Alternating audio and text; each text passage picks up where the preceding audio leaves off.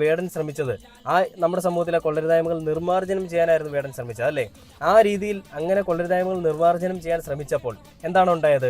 ശബ്ദമില്ലാത്തവർക്ക് ഒരു ശബ്ദമായി, പ്രതികരിക്കാൻ പേടിയുണ്ടായിരുന്ന ആളുകൾക്ക് പ്രതികരിക്കാൻ ഒരു ശേഷി വന്നു. അതൊക്കെയാണ് നമ്മൾ പിന്നീട് അങ്ങോട്ട് കണ്ടത്.